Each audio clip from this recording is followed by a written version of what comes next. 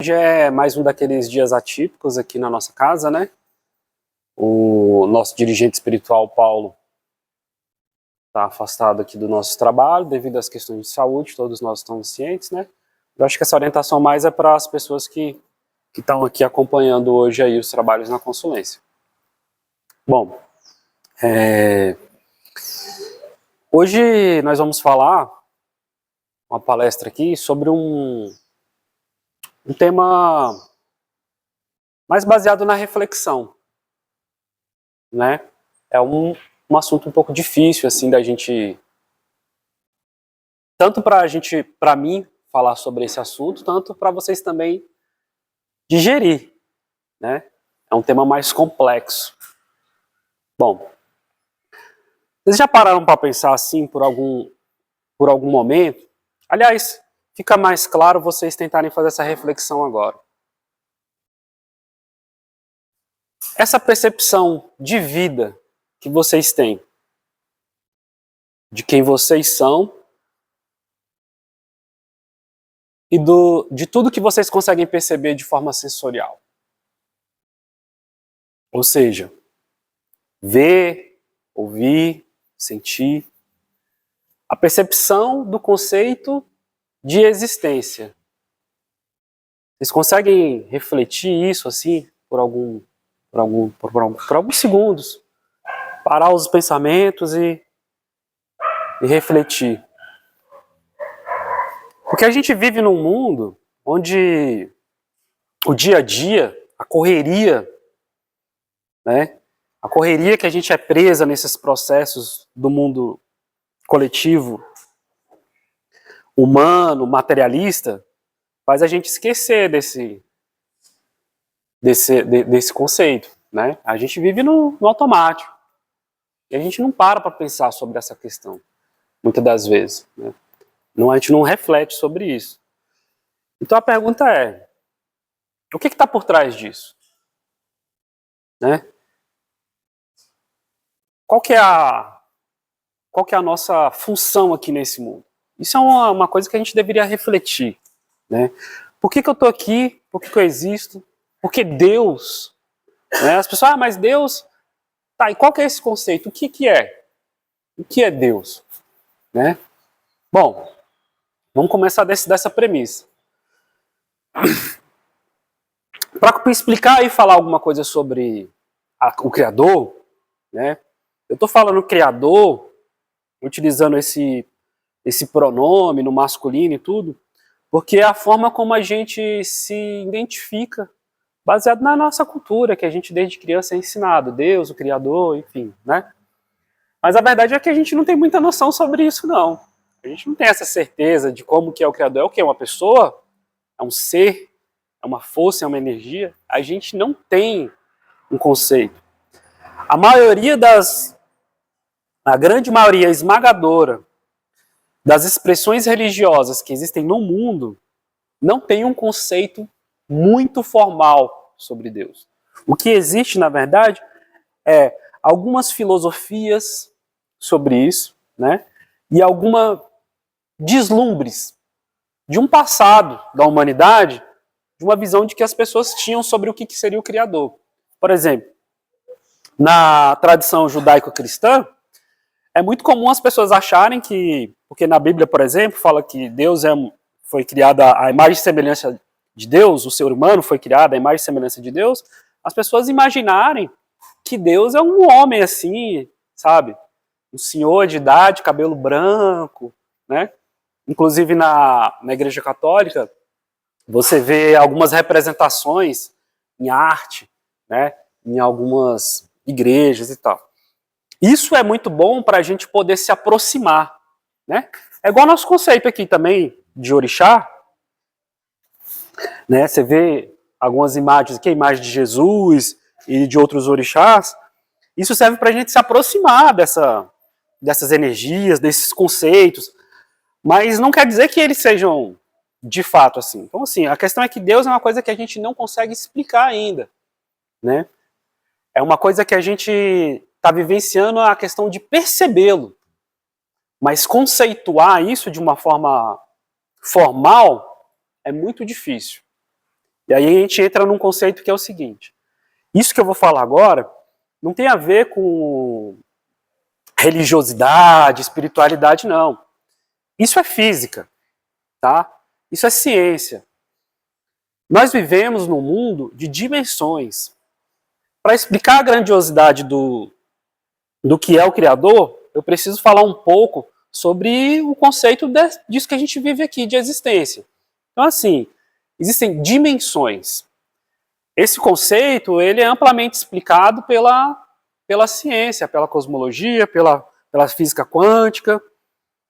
Nós vivemos num mundo de 3 dimensões. Para tentar esclarecer para vocês o que seria a terceira dimensão, é muito simples. Tudo observável pelo nosso corpo, de forma sensorial, e pelos nossos olhos, só possui 3 dimensões. Quando você olha, por exemplo, para aquelas pilastras, você só consegue enxergar 3 dimensões dela, de qualquer nível que você estiver. Se você estiver do alto, você vai enxergar a parte de cima, a sua frente e alguma lateral. Se você estiver por baixo, você vai enxergar. Sempre você vai enxergar tudo o que você vai ver 3 dimensões. Você nunca vai ver o outro lado. Esse é o conceito, tá? Assim, de uma forma bem tranquila. Você conseguir enxergar em cima, embaixo, os lados, atrás, a frente, né? Esse é o conceito tridimensional. Se um mundo de 2 dimensões, por exemplo, ele só teria era um mundo plano. Seria um mundo completamente plano. É difícil para a gente, inclusive, ver uma dimensão diferente da nossa. Por quê? Porque a gente está acima dela. Eu não vejo só o plano. O chão aqui é plano. Eu vejo o chão, eu vejo os lados, eu vejo tudo. Então, assim, a gente está acima dessa dimensão. Agora, imagina um universo que vivesse aqui, ó, na Planolândia, digamos assim. Esse ser não conseguiria me enxergar. Eu não faria sentido nenhum para eles. Por quê? Porque ele tem limitações. Esse é o nosso caso, por exemplo, para enxergarmos as dimensões que estão além da gente. A ciência hoje fala que existe mais ou menos 11 dimensões. Isso é o que é previsto. Mas a gente não tem essa certeza, não conseguimos provar isso. A 4ª dimensão, que talvez seria a dimensão mais próxima da nossa, ela é discutida filosoficamente, principalmente entre o meio espiritualista, como a dimensão aonde estaria o mundo espiritual, o mundo astral. Seria a 4ª dimensão. A ciência discute que a 4ª dimensão seria a dimensão do tempo. Porque o tempo ele é linear, mas você não consegue vê-lo. Alguém consegue mensurar o tempo? Você só percebe o tempo porque a gente conta ele, né? Porque a gente envelhece, porque os dias vão se passando, as horas, né? A gente consegue verificar o andamento do giro da Terra por conta dos astros, e assim foi, a ciência começou fazendo esse tipo de observação. Mas a gente não consegue mensurar isso de uma forma, sentir de forma palpável, tanto o tempo quanto a consciência. Nós somos seres de consciência. Aliás, uma coisa que eu costumo falar para as pessoas é isso. Você não é uma pessoa física humana. Aliás, você é. Mas em essência você não é isso. Nós somos seres espirituais vivenciando uma experiência física. Essa vida que a gente tem aqui hoje, ela tem começo, meio e fim. Alguém aqui ainda tem dúvidas de que vai partir? De que vai morrer? Não há, né? Eu acredito que não. Se tem uma coisa que você tem certeza nesse mundo, é do seu fim, né? Pois bem, a consciência, ela é eterna. A consciência é isso que nós chamamos de espírito. Aí a gente poderia ficar filosofando aqui o dia inteiro sobre isso, porque dependendo do lugar do mundo, isso vai ter vários nomes, entendeu? Mas a consciência é exatamente isso. E é por isso que nós temos contato com essas outras consciências que estão lá no plano astral, de pessoas que já vivenciaram uma experiência em vida aqui e que hoje elas, de alguma forma, entram em contato com nós. Ou seja, essa consciência seguiu, ela continua, né? E a gente carrega traços dessa consciência nossa de vidas passadas, né? Aquilo que no Espiritismo e em algumas outras tradições é chamado de registros acásticos. Isso vai ficando registrado no seu perispírito e você vai carregando isso, né? Bom, aí eu faço a seguinte indagação. Bom, a ciência fala sobre Deus. Existe uma visibilidade sobre a ciência? Deus existe? O que a ciência pensa sobre isso? Na ciência de hoje, sim. Anteriormente, não. A ciência era muito mais cética, né? A ciência era muito, muito cética com relação a isso. Mas hoje, não.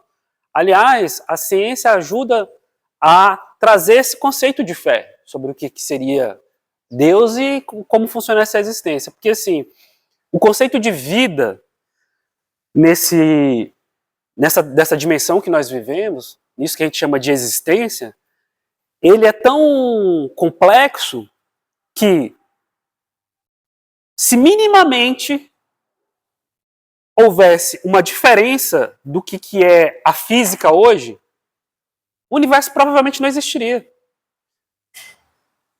Uma mínima diferença que tivesse hoje no nosso mundo aqui, por exemplo, Terra, o conceito de vida que a gente conhece hoje do ser humano não existiria, e de nenhum outro animal. Porque é minimamente proporcional àquilo que poderia, ao conceito de poder existir vida. Por exemplo, alguém vive aqui sem oxigênio? Você não consegue ver sem respirar. Bom, no nosso sistema solar, existem outros planetas. Alguns têm oxigênio, mas não o oxigênio numa quantidade que a gente poderia respirar. Existem outros gases. Não teria como nós, no conceito de vida que nós temos, de vida material, não seria possível ter vida nesse lugar. Então, assim, é quase que uma sorte, digamos assim. É uma coisa muito bem pensada. Aí você fala assim, mas como que a gente pode mensurar isso assim de uma forma... Eu diria que, assim, dizer que filosoficamente seria o nada era mais fácil, né? Pô, em quantas vezes a gente teria essa sorte de haver o conceito de existência, entendeu? O conceito de vida no mundo que a gente vive hoje. E a gente também precisa verificar a grandeza disso. Deus não é uma coisa minúscula. O ser humano é dotado, isso tem a ver com essa existência que nós temos, de viver um mundo material, e a gente se esconde muito atrás do ego. O ego faz muito parte dessa coisa humana nossa, sabe? Né? Dessa existência física. É uma forma da gente se sentir protegido. E aí eu pergunto assim, gente, você se esconde atrás do seu ego o tempo inteiro. E você acredita que Deus é algo próximo, assim, tão próximo de você? No sentido que você... Não estou dizendo que Deus não esteja presente na vida de vocês. Mas a gente costuma filosofar e achar que Deus é uma coisa egóica como nós. E não é, gente.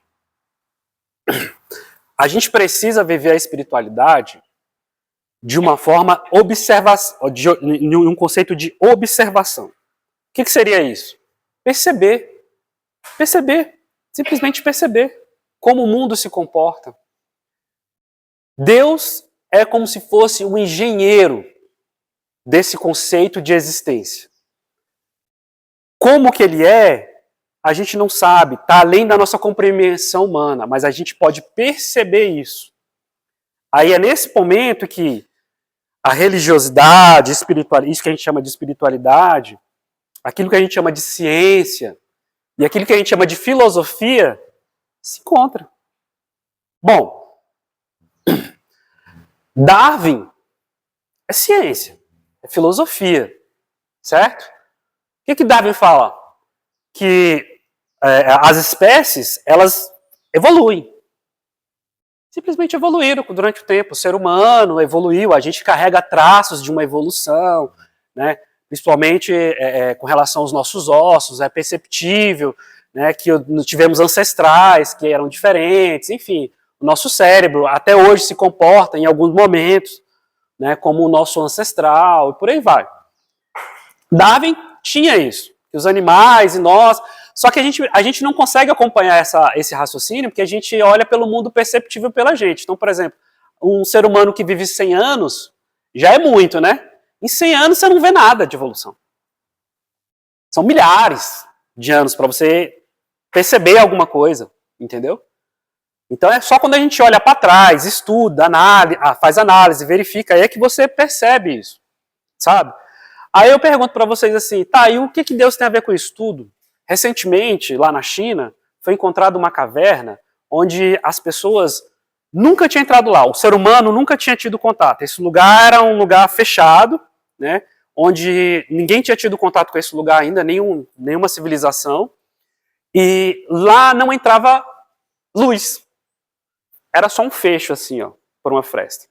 Mas no lugar tinha oxigênio, porque né, nessas frestas entravam ar, e lá também tinha água. Um lago assim, cristalino, com uma água limpa, impecável. Bom, tinha vida nesse lugar?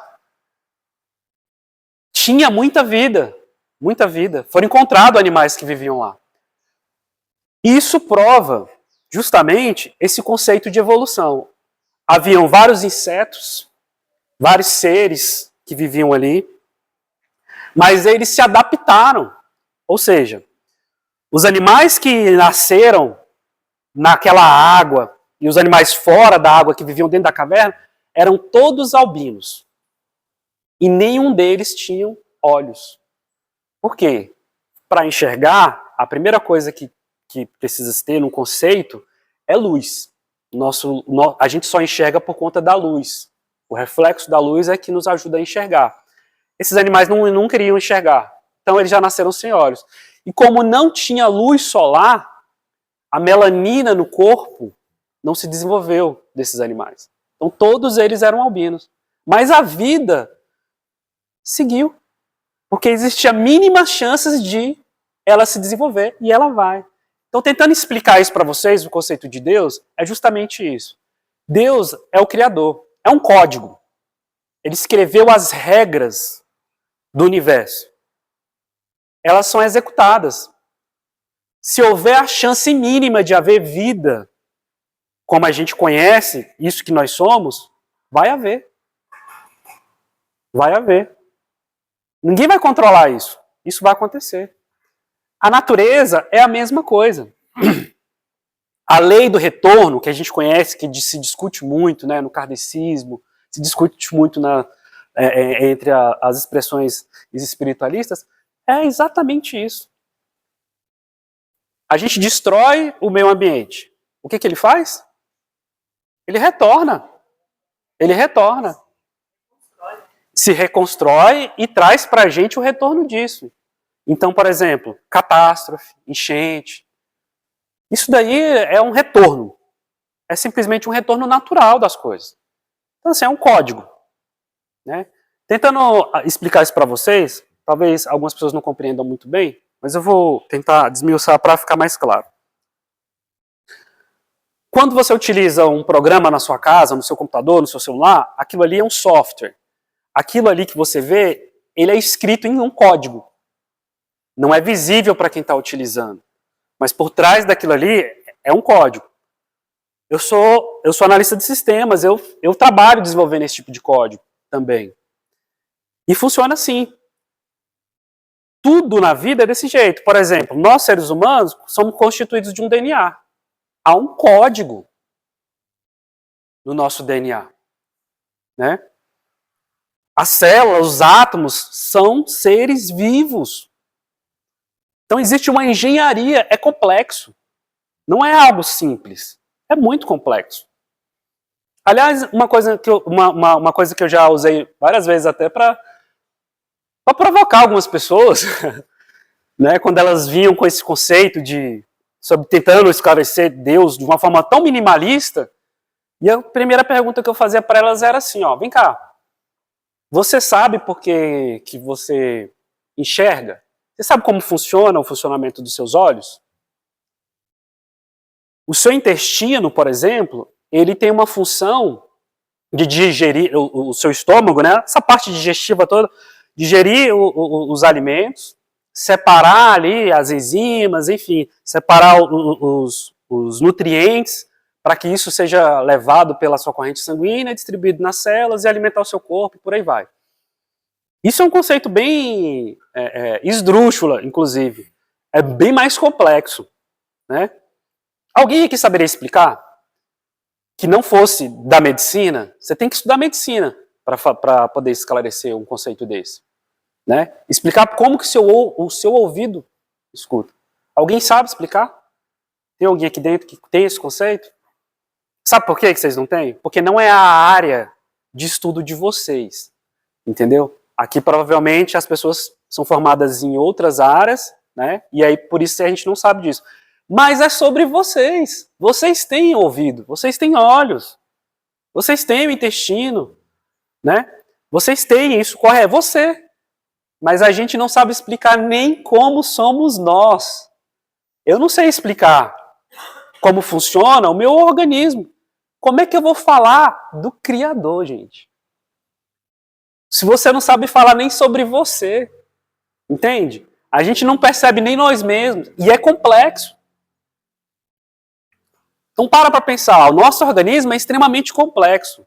Isso do ponto de vista material, é complexo, extremamente complexo. O ciclo da vida é complexo, né? A engenharia genética, a decisão do da genética, por exemplo, para uma criança nascer menina ou menino, é complexo, não é uma coisa simples de ser explicado. Então, assim, a pessoa estuda anos para entender determinados conceitos, e é sobre nós. Agora eu pergunto, como é que você vai falar sobre Deus? Aquele ou aquela coisa, ou ser, grandiosidade, que criou isso, que permitiu que isso acontecesse. Entende? Então é até mais fácil esclarecer dessa forma. Ele permite que isso aconteça. As nossas decisões somos nós que tomamos. Eu não tomo decisão, Deus não toma decisão por você. Existe um conceito de como a vida funciona. Deus escreveu isso daí. Acabou. Você segue e toma as suas decisões. Entende? Você toma as suas decisões na vida. O resultado disso é você. Aí a pessoa coloca assim, ó, um adesivo no carro dela, assim, ó. Ganhei, foi Deus que me deu. Um carro, foi Deus que me deu. Deus influencia nisso? Pergunta é simples. Não. Um momento. Tudo é resultado da vida humana. Muitas das vezes você pode até ter um problema na sua vida que não é resultado de uma escolha sua, de outra pessoa. Porque isso também acontece. Nós somos responsáveis por nós e por outras pessoas. Então, por exemplo, você está no trânsito, uma pessoa vem ali, a pessoa está alcoolizada, entendeu? Provoca um acidente e você sofre. Não foi uma atitude sua, foi de outra pessoa. Né? Então, muitas das vezes, na nossa vida, nós sofremos sanções da vida por escolhas que não são nossas. Então, por exemplo, todo mundo aqui, a gente vive num estado de direito, perfeito? Né? O Brasil é um país, enfim. As decisões políticas que são tomadas pelo Estado, nós só vivenciamos as consequências dela. Você não tem ação. Você só percebe elas. quando essas decisões são tomadas de forma arbitrária, pessoas morrem. Não é um dinheiro, por exemplo, que é tirado do orçamento da saúde. Quantas pessoas no leito de saúde podem morrer por conta disso? Tá entendendo? Então, assim, é sempre uma decisão humana e tudo mais. Não necessariamente nossa, mas sim de um coletivo. Né? Então, assim, o ser humano, ele não se autorresponsabiliza 100%, ele não se acha responsável pelas suas atitudes, mas são elas que vão refletir. Todas as coisas que nós vivenciamos nesse mundo são processos criados por nós. Então, você hoje é domingo, certo? Amanhã é segunda-feira. A maioria aqui, acredito que todo mundo aqui amanhã trabalha. Isso que você chama de trabalho é uma construção humana. Eu não sei no que você trabalha. Ah, mas eu trabalho no banco. Deus tem nada a ver com isso. O ser humano que criou a economia, o ser humano que criou o dinheiro, entendeu? Isso não tem nada a ver com Deus. A gente poderia ter seguido outro caminho, mas a gente escolheu esses, entendeu? E a gente foi criando mecanismos de sobreviver e fomos trabalhando nisso. Eu falo isso para vocês por quê? Porque se amanhã nós morrermos, você não leva nada. Então não interessa o carro que você tem, não interessa onde você mora. Isso é construção humana. É tudo construção humana. Somos responsáveis por isso. Obviamente, não temos controle sobre essas coisas, porque a grande maioria dos processos humanos que foram criados não foram criados por nós que estamos aqui. Também não podemos nos responsabilizar. Mas a gente tem que viver com esse conceito de que isso não é necessariamente de Deus. Deus permite. Entendeu? Isso que a gente chama de livre-arbítrio é justamente Deus permite que a gente faça essas coisas. Todas elas. Guerras. Isso é tudo coisa humana. Entendeu? Guerra, sofrimento, tudo isso é coisa humana. Aliás, é esse processo de evolução que a gente vive, né? Porque a gente fala disso, que estamos nesse mundo para viver um momento de evolução. Não é isso? Perfeito. Estamos evoluindo a passos, muito devagar. Só que sempre quando a gente olha para trás, o nosso histórico, é sempre pior, né? Então você vê que o homem realmente evoluiu. Veja bem, antes era olho por olho, dente por dente. Você olhou para errado para o outro, a espada comia. Né? Hoje, o ser humano já cresce. Você não precisa explicar muito bem para uma criança que não pode matar a outra. Por quê? Olha, você não pode matar o coleguinha. Por quê? Porque a gente já criou uma cultura de entender que isso é extremamente arbitrário. Né? Então a gente hoje já não pratica, apesar que as pessoas ainda se matam. Mas hoje a maioria são pessoas melhores. A consciência, isso aqui evoluiu. Isso é uma prova bem clara desse conceito que a gente tem, por exemplo, de reencarnação. Né? E se vocês querem uma prova clara da existência de Deus, é só olhar para dentro. Todo mundo, em algum momento, tem uma reflexão sobre quem você é. E Deus está em todas as coisas, porque Ele é a causa primordial de tudo. Alguém aqui já se perguntou por que na Umbanda a gente não oferece nada para Deus? A gente, por exemplo, ali é uma tronqueira de esquerda, de Exu, tem ali um padê. É oferecido, né, para o chá, para as entidades de esquerda, né? Nos dias muito específicos é feito, né, um trabalho onde é oferecido comida, algumas coisas para os orixás, para alguns grupos de linhas de entidades, enfim, não é isso? Por que a gente não faz isso para Deus? Alguém já se perguntou? Não precisa, e Ele é o criador disso. Como é que você vai oferecer a comida para quem te dá a comida? Não faz sentido, isso é uma heresia. A própria comida já é Deus. Então, assim, tudo é, na verdade. Tudo. Deus está presente em tudo. Mas, principalmente, dentro de você. Há uma chama dentro de você, entendeu? Que representa isso. Uma prova cabal sobre essa questão é a seguinte. Os orixás, eu já falei isso aqui antes, acho que o Paulo também já falou isso algumas vezes. Os orixás são expressões de Deus. Nesse mundo aqui que a gente vive. Perfeito? representam virtudes, não é? Então a gente tem ali, por exemplo, Xangô, qual que é a virtude que ele representa? Justiça, não é isso? Perfeito. Alguém consegue pegar a justiça? Segurar?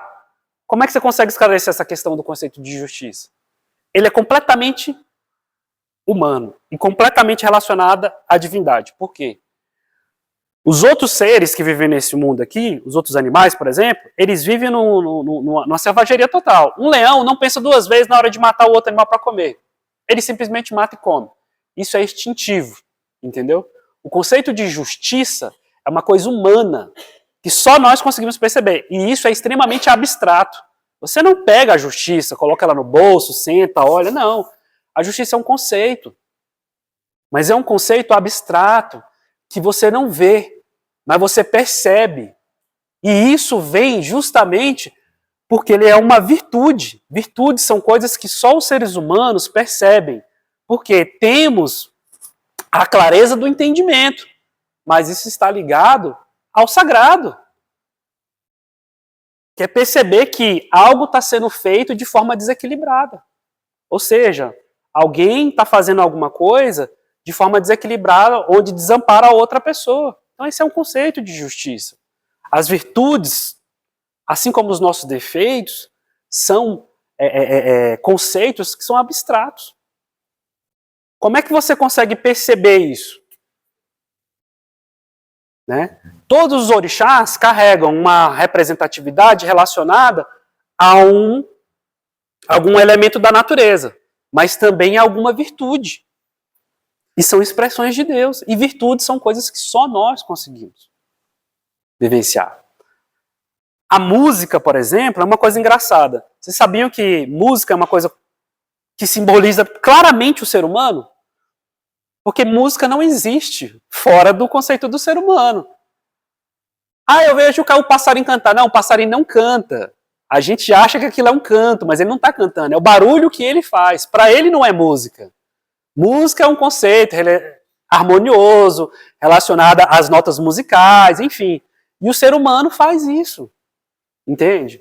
É uma coisa assim que você fala assim, é extraordinário. A gente está acostumado com a música porque é uma coisa que nasceu, você já nasceu no mundo musical, mas é uma coisa extraordinária. Entende? É uma coisa humana, assim, extraordinária. De onde vem isso? De onde surgiu essa percepção? Entende? Então, assim, é a observação dessas coisas no mundo que a gente começa a ver os traços de que há algo, existe algo, antes da existência, que organizou as coisas. Há uma organização muito clara, apesar de ser caótica ao mesmo tempo, porque o universo é caótico, né? E existe um ciclo. Há um ciclo de vida. Ninguém vive para sempre. Nada dentro dessa existência em 3 dimensões que nós vivemos é para sempre. Nada. A vida nossa vai perecer. A mata, os animais, tudo em algum momento vai perecer. Vai passar. O nosso sistema solar vai chegar um momento que o nosso Sol ele vai se colapsar. Aliás, as estrelas têm um tempo de vida. Todas elas. E o Sol também vai ter. Ele vai se colapsar. Vai haver um colapso de estrelas como existe no universo. Acontece um buraco negro, suga tudo aquilo que está ali que a gente não compreende ainda. Estamos no momento mais de estudo da ciência para tentar explicar como é que isso acontece. Mas tudo termina. Nada é para sempre. Quantos trilhões, bilhões, sei lá, de tempo, de anos, a gente não sabe.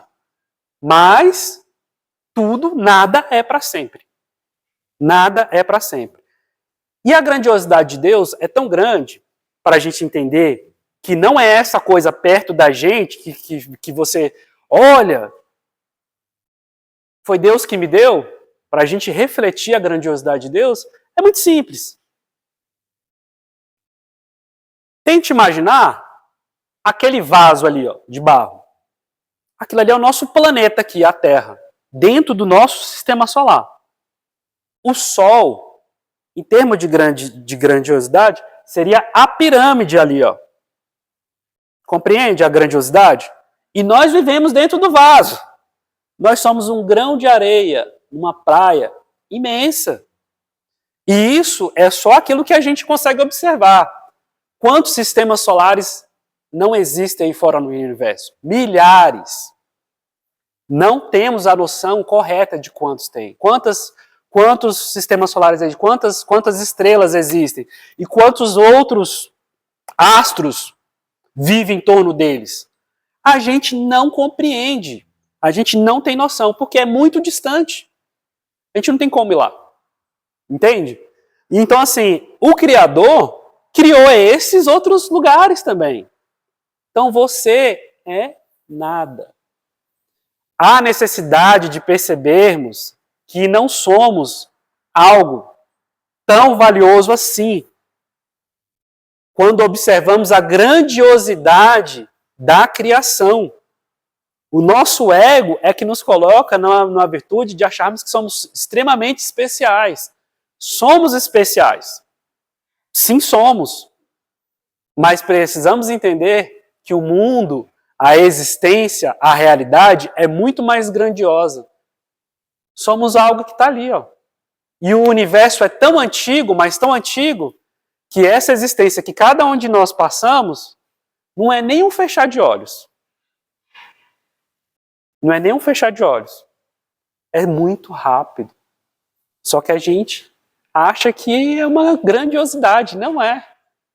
Então, perceber isso, sabe? Deus é algo que está aí há muito tempo. Não compreendemos perfeitamente. Não podemos, não temos nem essa capacidade. Entender o que é Deus seria o seguinte. Imagina hoje a construção da ponte JK. Todo mundo conhece esse monumento aqui em Brasília, certo? A construção da ponte JK. Está construindo a ponte.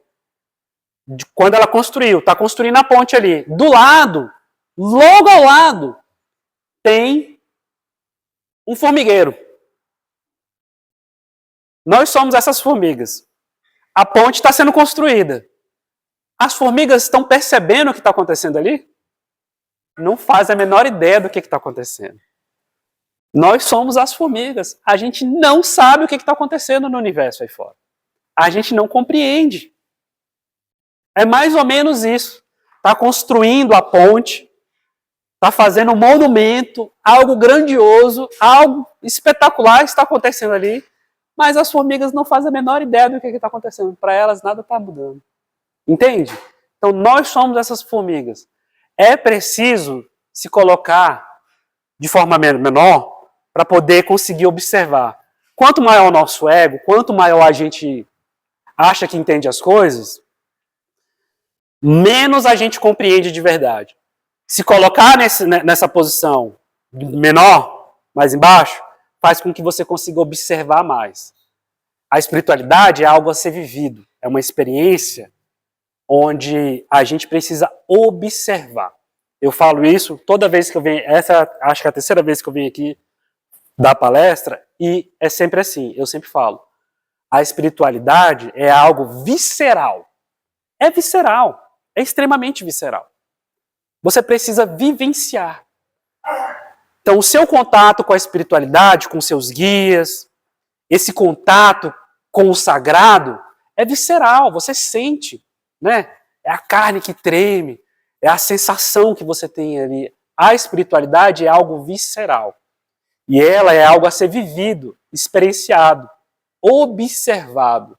Quando a gente se coloca nessa posição, fica mais fácil entender esses conceitos e a fé passa a ser parte de nós, no sentido de, tipo, não é algo que eu acredito e não consigo provar. Não, é o contrário. A fé se torna algo que é assim, ó, eu acredito porque eu sinto, porque eu experiencio isso. Nós, médiuns, quando eu estava falando sobre a questão das dimensões, é mais ou menos isso. Recentemente, todo mundo viu, acho que saiu em vários lugares, a gente mandou lá no grupo e tal, um grupo de estudiosos aqui no Brasil fez alguns estudos onde comprovaram a questão da mediunidade, sobre que o corpo dessas pessoas tem algumas diferenças. numa questão relacionada ao DNA e algumas outras questões lá. Eu não sei nem explicar muito bem qual que é o lance. A questão é que o corpo dessas pessoas que são médiums, né, foi feita uma pesquisa e ela mostra que essas pessoas têm sensibilidades diferentes de outras, mesmo comparado com pessoas da própria família. Então, assim, ela tem uma sensibilidade no corpo diferente, né? Ela tem algo a mais no corpo dela. E é isso que nos torna médium. Porque quando eu expliquei sobre a questão da quarta dimensão, que é uma coisa que a gente não consegue compreender, porque não conseguimos sentir a quarta dimensão. Ela provavelmente está aqui agora, pode ter seres de quarta dimensão nesse momento aqui, estão falando com a gente, então você não vê, não percebe, porque somos seres tridimensionais. A matéria que a gente vive é tridimensional, então você não consegue, pelos seus sentidos, observar isso. Mas essas experiências sensoriais que os médiuns têm, parte daí. Entende? Então, em algum momento, a gente vivencia essas experiências. Ainda é uma coisa que a gente está tentando explicar. Não há uma tecnologia ainda para a gente poder conseguir vivenciar, experienciar o que é a quarta dimensão. A física, por si só, diz, não, vocês nunca vão conseguir ter esse contato de verdade. Entendeu? Perceber o que é de fato. Você pode ter alguma coisa sensorial ali. Porque o ser de quarta dimensão tem acesso à terceira. Assim como nós. Né? Eu tenho acesso à Planolândia, que é a segunda dimensão. Não é isso? O ponto é a primeira dimensão, em termos geométricos.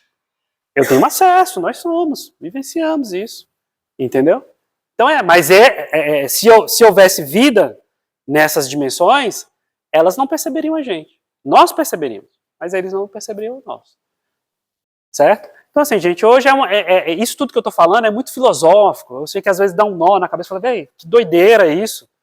Mas é para refletir. Tá? É para trazer uma reflexão, um entendimento sobre o que é o sagrado. Perfeito? Então, gente, agradeço aí o tempo de vocês. Ah, sim, desculpe. Se alguém tem uma dúvida, quer perguntar? Só me surgiu isso com a sua explanação.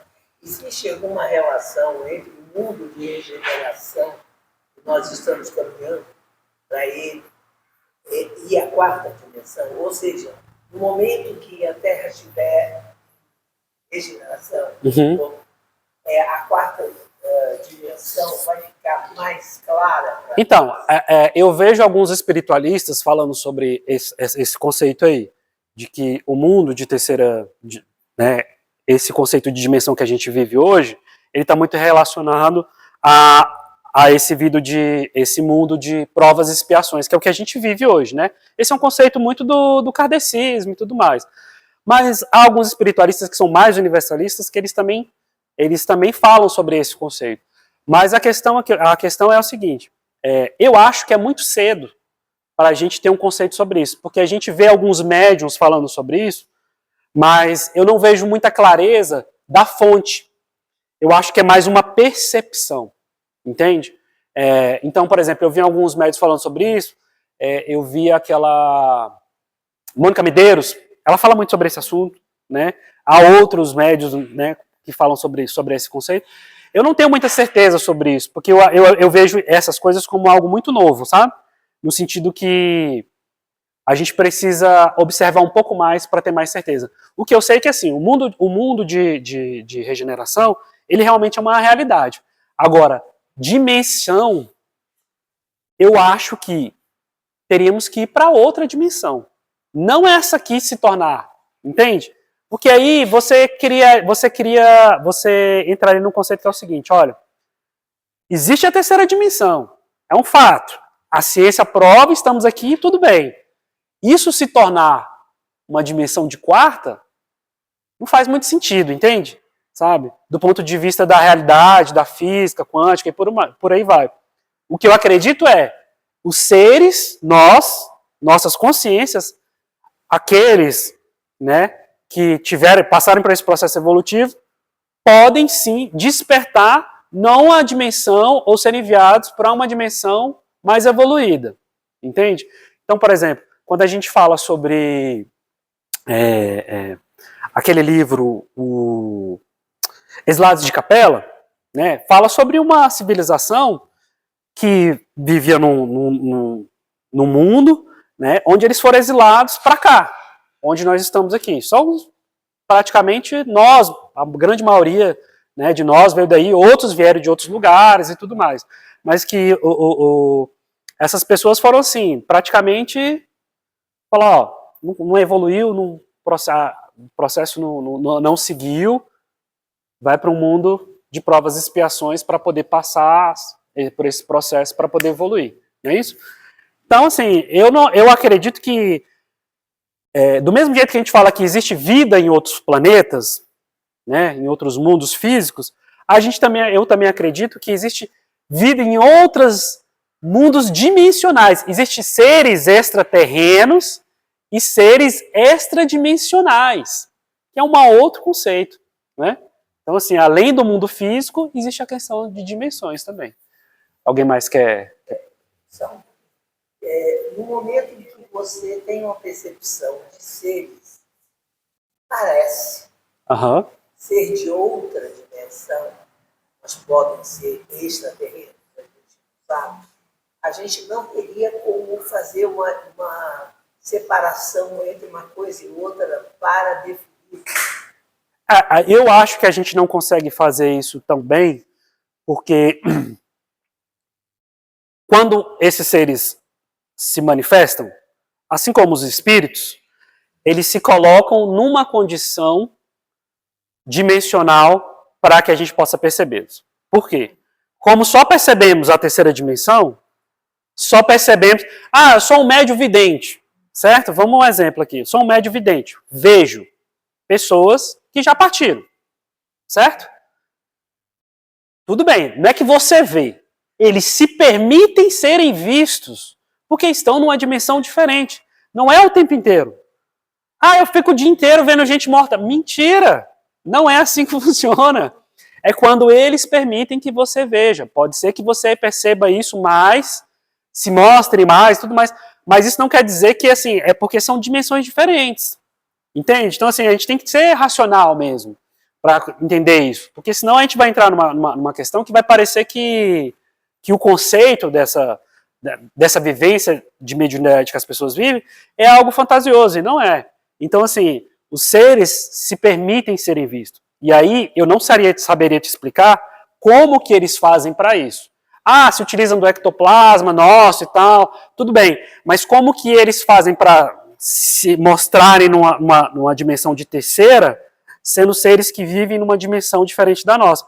Há algum mecanismo que eles fazem, não sabemos explicar, entende? E há seres que vivem em outras dimensões mais evoluídas, e aí a gente não tem nem como mensurar. Desculpa, não dá para mensurar, não dá para explicar. O que a gente sabe é que existem experiências mediúnicas com seres que fazem coisas extraordinárias e que a gente não consegue compreender. Ponto final. Qualquer pessoa que fala alguma coisa, mas ele me falou, não, beleza, como falou, mas você não consegue provar isso. Tá? A questão de contato da mediunidade é que é uma coisa que, digamos assim, há experiências claras que já foram atribuídas, experimentos que foram feitos, enfim. Então, assim, a gente não consegue dizer. Eu, particularmente, costumo ser cético. Aliás, acho que o ceticismo é o melhor caminho. Porque aí você vai começar a ter que provar as coisas e buscar o conhecimento. Entendeu? Para poder compreender aquilo ali e entender se aquilo ali é real ou não. Porque senão fica um lance meio de catequização, sabe? Tipo, qualquer coisa que falar, eu tô acreditando. Não é bem assim. Tem que fazer sentido e tem que haver algum tipo de prova ali, entendeu? É mais ou menos isso. Então, assim, eu não saberia te responder com clareza sobre isso. Eu acho que a gente tem que se experienciar mais sobre essas coisas, entende? Porque, veja bem, nós somos médios aqui, o conceito, por exemplo, isso já é da época da Pedra Lascada, né? Que o ser humano tem contato com o mundo espiritual. Perfeito. Mas conceituar isso é algo de pouco menos de 100 anos, né? Em 1800 e pouco foi que, e 80 e alguma coisa, que o Allan Kardec escreveu o primeiro livro, o Livro dos Espíritos. Já existiam outros espiritualistas, sim, entendeu? Mas ele conceituou isso. Então isso é muito recente, entende? É muito recente o estudo sobre isso, a observabilidade e tudo mais, né? as religiões ancestrais da África, por exemplo, os Yorubás e tal, eles já praticavam isso. Isso é milenar, o conceito com os orixás e tudo mais. Mas só que ele não é uma coisa assim didática, é mais uma cultura, entendeu? Então não se esclarece muito os pontos, entende? É simplesmente praticamos isso porque acreditamos e acabou, entende? Então o espiritismo não é só acreditar, não, é um estudo, é um conceito, conceitualiza as coisas, enfim, né? Então eu acho que tem mais a questão da observabilidade. Oi. A questão do Allan Kardec, ele era cético. Ele era um cientista, né? Exatamente. Então ele não acreditava. O que ele fez, então? Com a partir do momento que ele viu as mesas, Uhum. não acreditava naquilo, achou que aquilo ali era puxa, truque, olhou, procurou e não encontrou nada. A partir daí ele começou a trabalhar. Ele foi em vários lugares dos países, fazendo a mesma quem é Deus.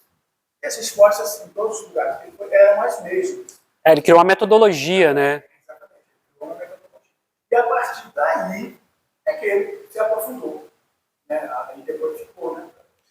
Ó, tem uma ciência que é estudada na academia, todo mundo que faz faculdade tem que estudar essa matéria, chama-se metodologia científica. O que é isso? É um conceito que diz assim, ó, como você pesquisar, provar, referenciar algum conceito científico, entende? Então, é uma matéria que você pode estudar qualquer coisa na faculdade, você vai ter que estudar metodologia científica, entende? Então, o academicismo traz isso daí.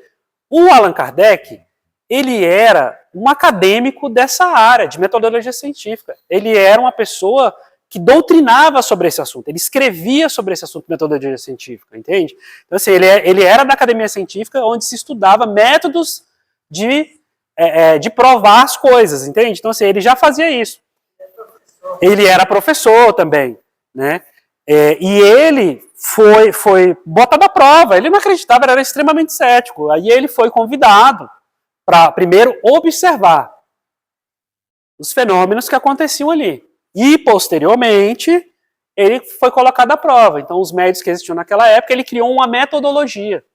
Então, aquelas perguntas e respostas que existem no Livro dos Espíritos foram feitas para vários espíritos de vários lugares diferentes. A metodologia dele era, os espíritos tinham que responder a mesma coisa. E eram perguntas abstratas, no sentido que era assim, ó, não era dirigida a ninguém. Ele perguntava, o que é Deus? Causa primária de todas as coisas. Essa é a primeira pergunta do Livro dos Espíritos, não é isso? Causa primária de todas as coisas. Todos os espíritos tinham que responder essa mesma pergunta. Entendeu? Essa era uma prova, era um dos mecanismos que ele utilizava. Né? Para poder provar de que, olha, aquela pessoa ali nunca teve contato com aquele outro ali. Vive em lugares diferentes. Como que eles estão respondendo a mesma coisa? Né? Então, isso aí, o Livro dos Espíritos foi feito baseado nessa metodologia. Alguém mais quer perguntar alguma coisa, gente? Ou podemos terminar? Perfeito. Então é isso, gente. Os trabalhos hoje